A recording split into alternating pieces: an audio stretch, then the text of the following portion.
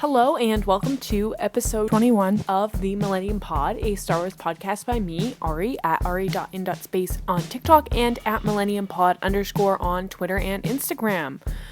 I cannot believe it's episode 20 already. Wow.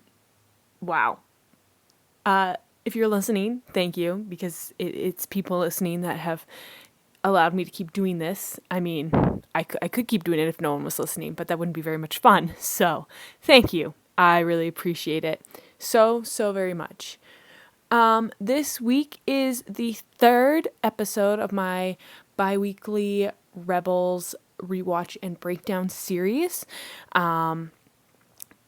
This has been really fun so far. I'm really enjoying actually watching Rebels, paying attention, trying to pick out, deeper meanings and themes in it. It's really giving me this great appreciation for this show, which I think and I feel like is often overlooked and not praised for how good it actually is. This week, the episodes that I both rewatched and several of them that I watched for the first time were season 1, episode 11, 12, 13, 14, and 15.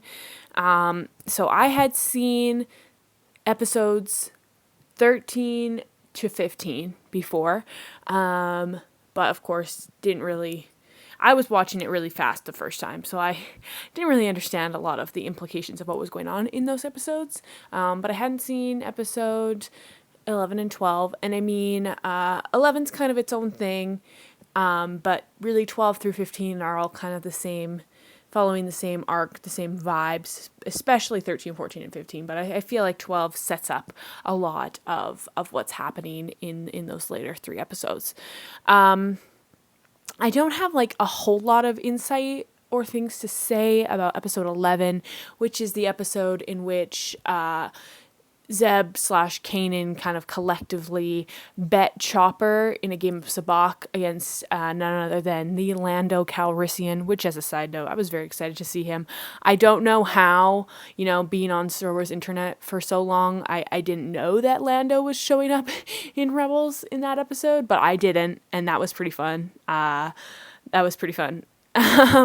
But yes, that's the episode where they bet Chopper, and then Lando's like, okay, well, if you help me secure this cargo across Empire lines, then I'll pay you, and I'll give you back your droid. Is basically what happens, and it's a good episode. It's a fun episode.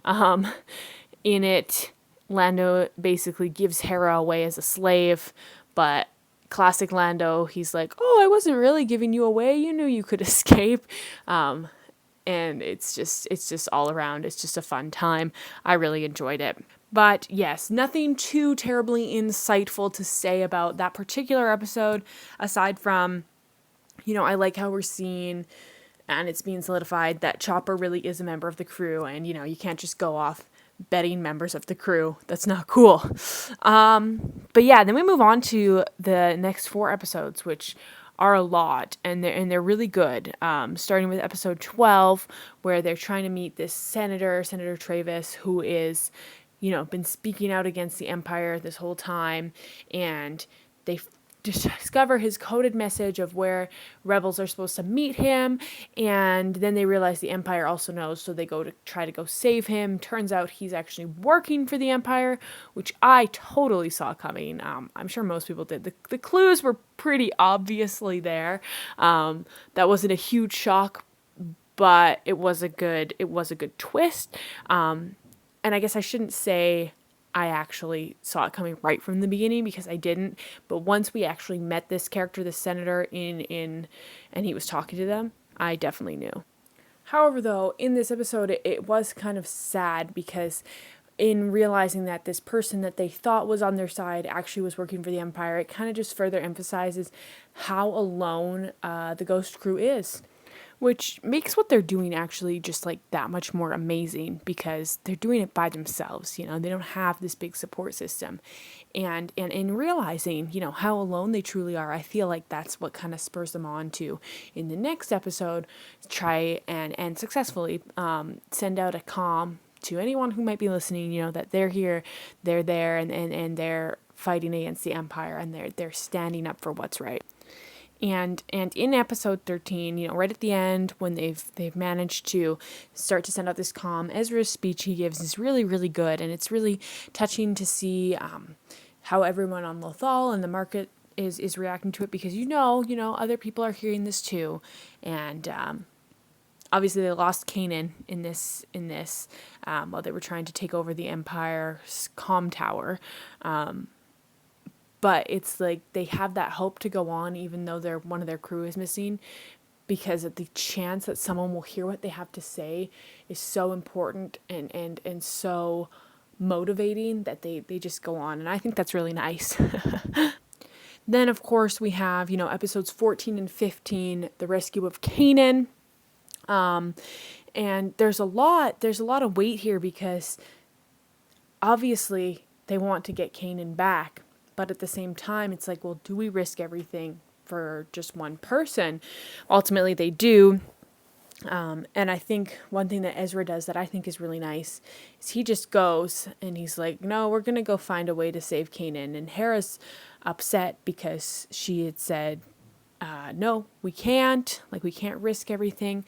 But Ezra says, Hera, I know you want to, but you don't think that you can give that order, so I just took it upon myself to do this, and now we're doing it, which I think is really nice, and again, just further shows their dynamic they have as a little family unit.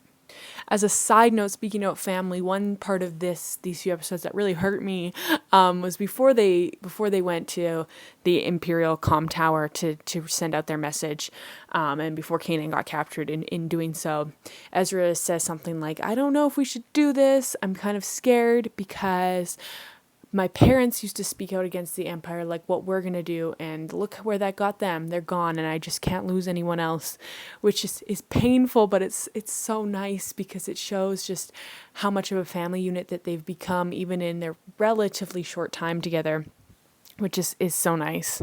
And then again, of course, this idea of family is why, it's so important that they need to get Kanan back. The one thing I thought was quite interesting is when they find out that Kanan is going to be transferred to the Mustafar system, and Hera says the only thing she knows about the Mustafar system is something that Kanan told her, and Kanan told her that Jedi go there to die. And I think, obviously, as the audience, we understand the implications of those words, because that is where Anakin, yes, he was technically Darth Vader before the duel on Mustafar, but that was like really the moment that solidified it. And so those words just have like extra depth, and a weight that I don't think, well, they can't. How could they? That the characters on screen can't possibly understand. And it's probably what those words actually mean to us as the audience is definitely different than what the characters on screen assume those words mean, which just adds a layer, as an audience member who knows what's happened in the rest of Star Wars canon. I also really like these two episodes because we really get to see into a lot of Sabine's creativity, both with, of course, the TIE fighter that they stashed that she painted, which is just quite hilarious, but also with the way that she takes out a bunch of stormtroopers, with like intricate setups and ways of blowing them up. It's quite cool. Then, of course, we get to the fight, once Ezra has freed Kanan from his cell, and they're fighting against the Inquisitor, who is terrifying. And then, Ezra falls, and Kanan assumes the worst, and the Inquisitor says something like, "Oh, you're gonna fight harder now because there's no one left to die for you." Which is kind of that's a low blow. But Kanan replies, "No, I'm going to fight because I have nothing left to fear." And again, throughout this season 1, this is obviously the finale, we have been seeing so much of Kanan and Ezra's relationship and how it's evolving, and how little clues that we're kind of starting to see, just how much they mean to each other, and especially like these episodes we see a lot, with Ezra being like, "Nope, we're going back for him whether you guys like it or not," and then here when Kanan says, "I have nothing left to fear," because in his mind Ezra's already gone, So what is there left to lose? What is there left to fear? Ugh, that hurt, but it's so true, and that shows just how deeply Kanan does care for Ezra, which I think is really nice, especially since he always likes to pretend that he doesn't. Then, of course, the Inquisitor dies in this episode, and as somebody who really doesn't like him, I was not sad. However, as you know, I think it's the hyperdrive is exploding, reacting, whatever. And as he's hanging onto the ledge above it before he lets go to, fall to his fiery death, he says something along the lines of, like, there are things much worse than death. And there's this crazy music, and it's just so ominous. He really knows how to go out with a dramatic flair. I'll give him that. And I feel like those words are going to come back at some point.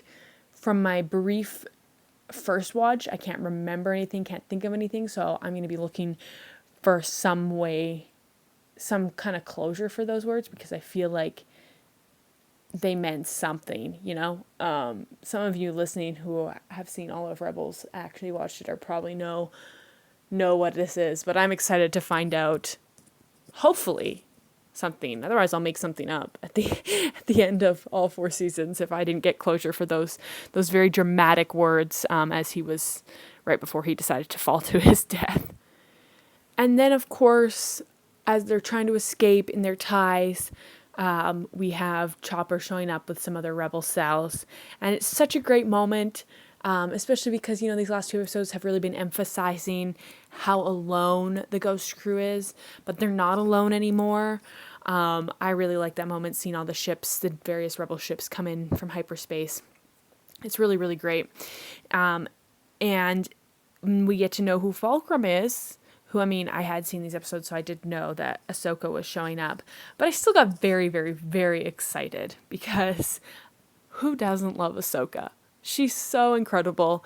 I'm very excited to watch season 2 again. All the episodes, not just the few that I've already seen, and to just really have a good time watching Ahsoka and her character, especially because the first time I watched Rebels, I hadn't seen all of Clone Wars yet. I hadn't seen Clone Wars season 7, which I feel like plays a big part in a lot of Ahsoka's character development, like for later on. And so I'm excited to watch it now, having seen that, because I feel like I'm going to get a lot more out of it, especially because I've also now read the Ahsoka novel, which adds a ton to her character as well. If you haven't read the Ahsoka novel by E.K. Johnston, you gotta. It's really good. It's a really quick and easy read. There are some like flashbacks from Order 66 are like were sort of retconned by Clone Wars season 7, but it's nothing like so major that you even really necessarily notice. So yeah, I would definitely recommend reading that as a side note. But yes, I'm very excited to see what's happening, and once again, I just think the implication of them deciding that the rebel cells are going to work together now is so good. It's going to help morale so much. There's so much more hope, because being alone sucks. And the Ghost crew has each other, but that was it. And so now being able to communicate with other rebel cells, they're definitely going to be stronger.